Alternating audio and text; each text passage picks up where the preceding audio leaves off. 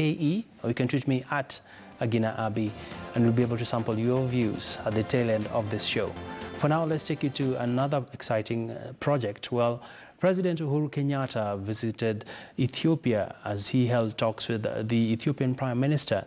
Well, among the key issues that focused on these particular talks was the LAPSET project. Well, Katie's Malika Kazia now reports. On March 1st, 2019, President Uhuru Kenyatta and his delegation arrived in Addis Ababa for an official visit with the Ethiopian Prime Minister Abiy Ahmed. Both leaders attended the two-day Kenya-Ethiopia high-level trade and investment forum. Here, they also reaffirmed their commitment to implementing in its entirety the LAPSET program. The Lamu Port South Sudan-Ethiopia Transport Corridor LAPSET projects are said to be Eastern Africa's largest and most ambitious infrastructure projects, which will lead to economic transformation.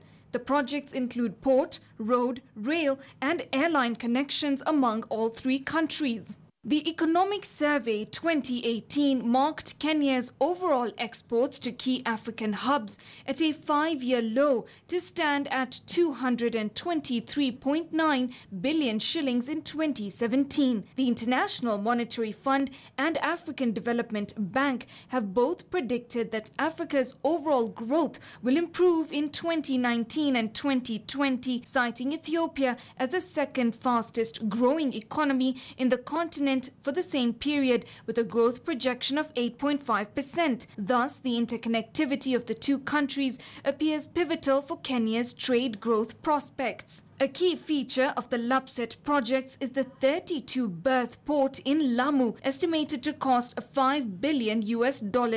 The first 3 berths in the urgent plan of Lamu Port are estimated to be $689 million.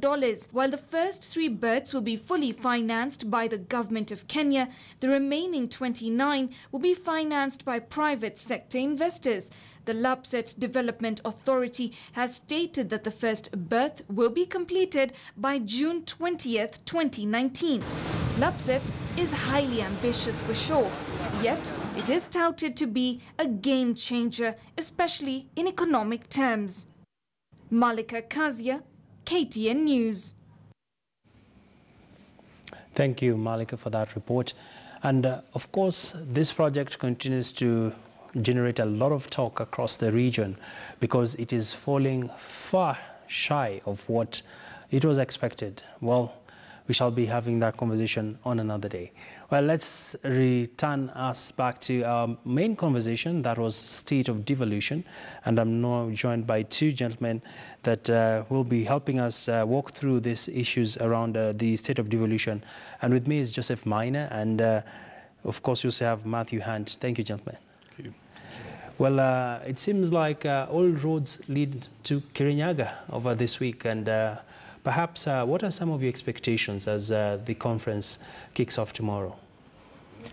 Great. Well, we are looking at hearing a lot from the counties with regards to how will they plug into the Big Four, and also basically what challenges they have been facing over the years and how they can become executors of the Big Four agenda. So we're really looking forward to that. We are indeed participating in the conference ourselves, so we're also looking to engage with different stakeholders on the ground. All right. Yeah. And do you get a sense of counties being responsive to working with the private sector, or what has been the relationships you've had for, say, the last 5 years devolution has been with us? Okay. Thank you for that, Abi. I think it's an interesting question in terms of how the counties do relate to the private sector. We have been in that space since devolution began, actually over 12 years since we've been working with the local authorities, even before the formation of the counties. So we think it's a positive space that they are in. Most important for them is to engage with the private sector in also looking to solve their challenges. We do see financing as a key challenge, of course, both at the national level and, of course, at the county level, in terms of them implementing their development plans and looking for financing options that are suitable, you know, looking away from debt, which is the general conversation at national level. All right. Yeah. And I can see Hunt nodding his head when you talked about financing. And what has been the kind of relationship when it comes to counties embracing public-private partnerships? So, as you may know, the national government has had the ability to implement public-private partnerships in the country for some time, although there hasn't been a great deal of execution on this level. So one of the things that we're focused on is helping to provide, bring the private side financing in to the counties to look at more of these types of opportunities. One of the key focuses of the national government, of course, is affordable housing. And that's a key focus for us this week as we meet with the counties to talk about how we can bring in private sector development to help make that more of a reality in Kenya. All right. And speaking about this particular conference, John, looking at the bigger picture, it is envisioned that devolution would really open up the country to projects, and of course infrastructure is going to be a key plank. I don't know, what are you going to expect, especially when it comes to sealing deals with various county chiefs as you attend this conference? Okay. When you look at and I always look at it from this perspective, when we were thinking of devolution, that's under the new Constitution 2010, and you look specifically at the objectives of devolution, it was really around what you mentioned, Abby. It was around how do we bring services to Mwananchi at the best level possible. So when you do translate that to the mandates that the county has, it really shows the great need for the development, especially with regards to infrastructure, because this then results in creating an enabling environment for investors to come on board. So from a deals perspective, we are looking at opening ourselves up to look at the conversation on financing from different angles. The conversation that we have currently in the country is mostly binary. We either think debt or we think more taxes. However, we are operating in a context where counties have a lot of strategic assets which are really underutilized. So we are looking at sensitizing the counties on the possibilities that they do have. When you look at some of these strategic assets, I mean, they're worth a lot of money.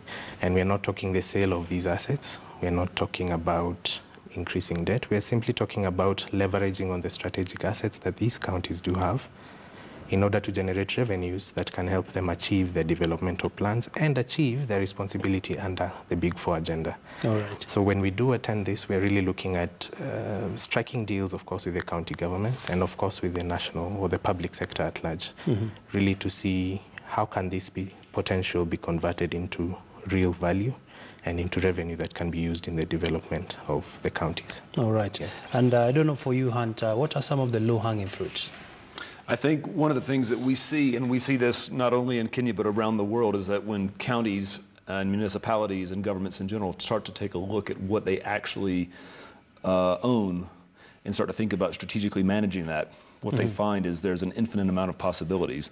There may be the ability to do strategic disposition, but sometimes just proper management can bring greatly enhanced revenues, whether it's just through active lease management, through telecommunications and advertising, and just proper strategic use of what they see as their public assets.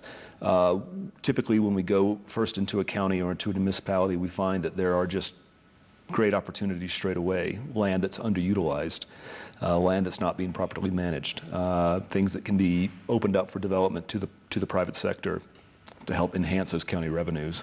So we think that just by simply taking a strategic portfolio approach, counties can actually do a great deal to enhance their revenue capabilities. All right.